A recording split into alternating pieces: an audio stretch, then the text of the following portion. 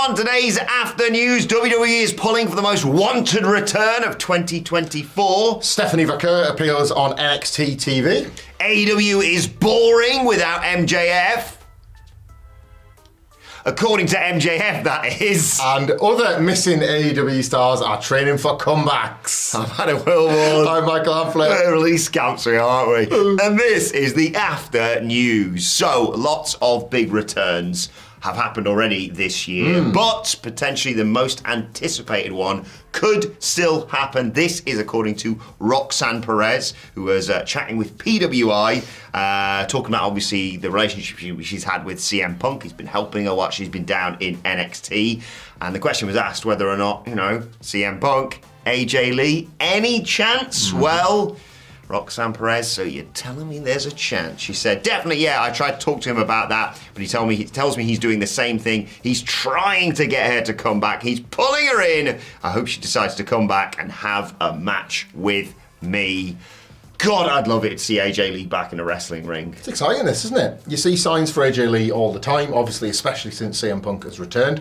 We are 10 years-ish removed from her it was christened at the time, kind of lazily, wasn't it, as her own pipe bomb for obvious reasons, but like that kind of incredible promo she cut at the expense of the Total Divas cast, that was in itself a kind of celebration of the run she was trying to have with the Divas title. An unsung hero of the women's revolution for many years, because she was not persona non grata, but her husband certainly was. Yes. So I think tarred by that, wasn't she? Yeah, there was a lot of years where she maybe wasn't featured in as much as she should have been for her contributions to the women's division during a time when there necessarily wasn't quite the PR push for it. So it would be nice for her not just to come back and, I don't know, like rewrite that narrative a little bit, but then potentially, if she wants to, like start a whole new bunch of Roxanne Perez would want it, Cora Jade would presumably want it. There's a generation of wrestlers that have probably watched AJ Lee and thought, would have loved to fought her, would have loved to been her, all that kind of stuff. Yeah. There's a nice sort of sense of the passage of time, sunrise, sunset to it all, because we all remember the AJ Lee fan videos, the one where she's like crying, meeting Lee. Oh, yeah. I want to get him because of you, and now it's like, and they wanted to get him because of you, and it's just, that's how it always goes. And like the Roxanne Perez and Cora Jade like to call CM Punk their dad and say how freaking old he is and all that sort of stuff. It's all tied in and it's all potentially quite nice, but in all very much in seriousness. What a bizarre and brilliant inclusion AJ Lee could potentially be to the women's division. Just not somebody a couple of years back you would have wanted to think and talk about it, but couldn't have ever realistically pitched it, and now here we are. As if it wasn't stacked enough. Plus we're getting Stephanie Vaquer, plus we're getting Julia eventually. Add AJ Lee to that mix, and like you say, all the talent coming through from NXT. I think we last saw AJ Lee in a WWE ring facing off with Paige on her first night in the company, although when I watched it, AJ looked suspiciously like Zelina Vega, and it felt very it was cinema, what I was watching.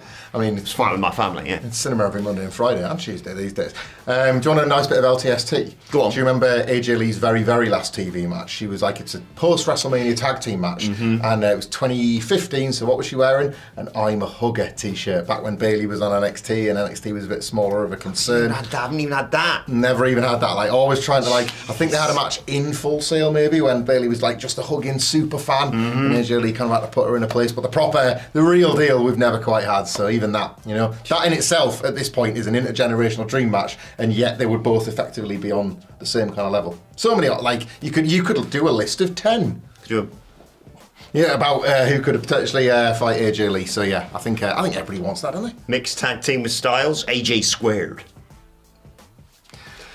She could fight Stephanie Vaquer, couldn't she? Yes! And she really, really could, because her presence in NXT was felt last night, if not in person, on screen and via about every other character with about 4 different storylines set up. Basically, there was you maybe just need to watch to understand this. They have a kitchen at NXT, and not just where Shawn Michaels cooks, but Carmen Petrovic, Sol Ruka, and Lola Vice were sat in the kitchen watching Stephanie Vaquer's house show match that she had. It was in Mexico City they did, yeah. She'd recently fought Isla Dawn. WWE have publicised this. It's not something they've hidden away from. They're very excited about the signing. But they basically use these 3 wrestlers watching this match and just being mega impressed with her as a way to get excited for her coming in. And then in the process of that, because Isla Dawn was her opponent, they were like saying, oh, well, as it happens, Isla Dawn and Alba Fire haven't defended the tag titles lately, and Stephanie Vaquer could maybe offer a bit of competition that they're not. I tell you who wouldn't like Stephanie Vaquer is Fallon Helsley, Jasmine Nixon, JC Jane, who were the resident heels of NXT at present. So you basically set up the three main baby faces who are big fans of Stephanie Vaquer, potentially lining up a bunch of rivals for her to face, and arguing that the tag titles, as not fighting champions, maybe couldn't hang with her. It couldn't have been a more effective way of putting her over by just showing a clip of a match, really, could it? It was amazing. I think Roxanne Perez, didn't she reference her as well in a promo last week? It was about people are wanting to see me against her, against Julia. Why are we not just talking about me? It's not going to happen, unfortunately, because Thea Hale's going to win the title at the Great American Bash Big shame. next week and the week after. Double Great American Bash. What a birthday treat that is for me. And by the way, there's still time to send me presents. I can think of a pretty good one that was promoted on last night's NXT. Yeah, maybe. The second JSU shirt. More on that on the NXT Review podcast. NXT's literally the best thing on television. And I'm not just talking about wrestling, I'm talking about everything. I genuinely loved last night's show. I thought it was one of the best go-home shows I've ever seen. We'll talk all about it later on today. But yeah, Stephanie Vaquer and Julia, as we referenced there, I just can't wait for them to just get into the WWE system properly. Like you say, you've sporadically seen them. I always remember the Julia thing at Stand and Deliver or Yo, where they were like, ladies and gentlemen, Julia. I was like, yeah! And she's like, wow, who are they cheering for? Huh? Me? Yeah, saw her face on the screen. It's awesome, that. I love in this era of the WBD AEW deal where people say, wrestling finally going to be an HBO, and you're like, yes, about time. NXT, right, guys? Yeah, the prestige brand. It's awesome. Honestly, if you're not watching NXT, you're not a real wrestling fan. Sorry, and your badge back. What do you think about that in the comments? Why don't you let us know? Be kind. Not to us. You're not going to be kind to us. Be nice to each other about that. Let's talk AEW. Yes. Ahead of All In, of course. Mm-hmm. Ahead of our live show, which is still tickets for whatculture.com/tickets. And ahead of the after party following All In, which we're all going to be going to. Sweet Chin Disco, featuring stars of AEW, Max Caster, Prince Nana, and inexplicably, me as the host. Simon Miller was unfortunately busy. So, get your tickets, search for Sweet Chin Disco, and come to our pre-show party, meet and greet, all that good stuff. Whatculture.com/tickets. Don't mess about, tickets are going fast. They sold out yesterday, and then we realised, oh no, that's the wrong number. Problem with the website. 2 minutes away from Wembley. We are not even exaggerating. You don't even need to like us. It's just a nice spot for a pint. It's going to be so much fun. But AEW, meanwhile, is boring without MJF. Those are the words there of Maxwell Jacob Friedman. I'll get him to clarify this when we have our sit-down interview with MJF. It's not been confirmed yet, but he's my best friend, so we'll make it happen. Yeah, you just call that a regular Sunday night catch. Yeah, we'll just film it this time. Anyway, MJF was chatting with Justin Barrasso of Sports Illustrated and talked basically about a variety of different things, but mainly about AEW being carried on his back. Saying, I've been carrying this company for 5 years. People need MJF. It's that simple. This company needs MJF. Fortunately, they've got me. What's this company without MJF? It's boring. This is the most people have talked about my company in months. Thank me later. If you're not going to give me my just due now, you'll have to give it to me when it's all said and done. Obviously, he just won the international title from Will Ospreay. One would anticipate a rematch between the two of them. Don't know what's going on with Daniel Garcia as well. He's taking it to Mexico, isn't he? Yeah. Really, really exciting times. I think I'm going to have to slightly disagree with my best friend on this one, with a company now featuring, Will Ospreay and Mercedes Moné, and you've got Swerve as champion. You've got Blood and Guts tonight. Yeah. You've got Chris Jericho. You've got you're fun and interesting. You're fun and interesting. You've got Fozzy. But he's doing great work since he's come back, isn't he? This is kind of what I want from MJF's public appearances. Remember when he was so locked into the heel thing that he would just pie off kids at signings and stuff like that because he would never betray. I understand that you cannot do that forever, but do it like this in interviews. I remember when I interviewed him on the build to him against Mox for the World Title for the first time, and he was nice to me because we're best friends, and people were like, what the hell's this? Who's this guy? Best mates. There's very few that are better with their character than MJF, and I like these kind of interviews and sound bites. And it's not the worst thing if even he believes that a bit, or you read or watch that and then you believe it too, because it's going to help what you think of him when he's on screen. He's obviously just recently turned heel, so He's probably going to want to, what was he said when he first came back? Hate. I'm just going to go back to hating people. And this is very much part of that, really, isn't it? He's just like dishing out hate to the entire roster.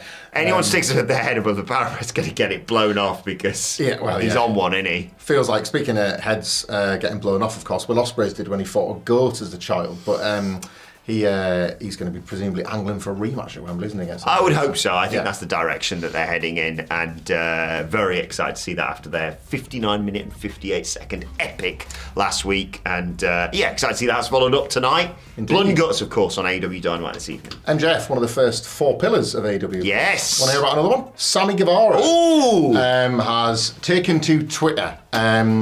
He was typically, but not today. There's been discussions about when Sammy Guevara is going to come back. There's been various reports about plans in the works, unique ideas being thrown around. There was rumours that he could have been the hologram character. Obviously not. He's just recently debuted on Collision, but he's kind of directed this. He's addressed this directly with a post on Twitter, X, just to say in relation to himself and Ty Conti as well, who was pictured like they were with their little baby. Just want to say this mama right here is doing such a great job. We are both training for our comebacks, and I wish y'all could see how much work she's put in. Some days are harder than others, but she's been killing it, all while being a great mum and wife. She doesn't give herself the credit, so I just want to say you were doing great, mama, and we can't wait for you to return. He's tagged her in it as well, and it's obviously in relation to the two of them both training for their comebacks. This continues to build this. I like the speculation around Sammy Guevara's return. Obviously, he hasn't been seen on television since the match after the match he had with Jeff Hardy, where he was suspended. Yeah. After the fact. So he did actually work one more match. I believe it was against Powerhouse Hobbs. It was like quite well received, if I remember correctly. But by then, the suspension was in place because of what went on in the match with the was it the 450 onto Jeff Hardy and concussion protocol and all that sort of stuff. So a bit of a cloud over Sammy Guevara. Not the first one he's had, obviously, in AEW either. So. And this comeback might be the most interesting of all the Sammy Guevara comebacks. Yeah. Because it does sort of fit. I was going to say now or never. There's no nevers in wrestling. No. But it could do with being a now, I think, for both of them. Yeah, and it is the age-old wrestling thing of, like, the longer you stay away, he's been suspended. But obviously, he's just become, well, not just, but he's become a father. And so he's probably looking for a day off, so he's not going to get to Dynamite on a Wednesday. But, he's been doing personal things, and obviously AEW's been very open to that in the past as well, with Hangman Page taking time off for family stuff as well. Very different, but you know what I mean. I'm really excited to see Sammy back, and I think that the amount of time he spent away, fans are clamouring to see him, or I am at least, and I think it'll be very interesting where he slots back in, because it's all a bit in flux now at the moment. You know, it felt like he kind of had a ceiling for a while, Sammy Guevara, but look at what they've done bringing back someone like Jack Perry, who you felt like after that 4-way for the title, you were like, right, that's it, that's your level now. Now he's obviously involved in Blood and Guts. He murdered Tony Khan. The one thing I would say, when Sammy Guevara comes back, and this is nothing against what they've done in the past, I thought the Sex Gods were genuinely excellent. Keep him as far away from Chris Jericho as possible. Just because you want him to feel like, oh my God, it's back and it's exciting and it's new. If you just circle back and just be like, hey, do you want to join the learning tree? People just go, ugh. And I'm excited to see what Tay Conti does when she comes back as well. Yeah, the women's division in AEW has never been better, realistically, has it? So someone like Tay Conti, who's obviously a talent, but also brings with a history with the existing roster, I think is a very valuable addition to that division. Sammy Guevara's had so many chapters of Chris Jericho, you forget the chapters. Remember when they both joined and unjoined the Don Callis family? Yeah. Like that happened. That actually happened. Yeah. The match at last year's Grand Slam, I think it was. Like, this is like inner circle. Jericho preaching inside, I'm with you. Like, don't have him. I know we don't know his ceiling, but he doesn't need to climb the learning tree to get there. No. Something fresh and something new. Again, like, characters at this point with AEW, we've talked about this with a lot of characters like you like to see Darby Allin. It's been around long enough to have, like, legacy players now, isn't it? 5 years is long enough to have these people that are, like, the bedrock, the foundation. Of course, he wrestled the first ever Dynamite match against Cody Rhodes. So there are things to Sammy Guevara's name that nobody can ever take away. And I know that he is one of them figures that people think, when are the chances going to run out? Like, not yet, it would seem. Since he's gone, he had gone by the time they got Ospreay and Okada in, right? Yeah. Oh, there are matches kicking around. There are absolutely matches there for him, for sure. Yeah, and excited to see whether he comes back as babyface or heel. Just real renewed excitement around him and Tay Conti coming back. Let us know in the comment section below what matches you'd like to see them compete in. Let us know your thoughts on all of today's news stories as well. Like, share, subscribe, and tell you what, if you want more news, if you're like, this is a bit of a late news video from the boys today, well, it's because of the after news, idiot. Silly. The morning news is right here. Bye!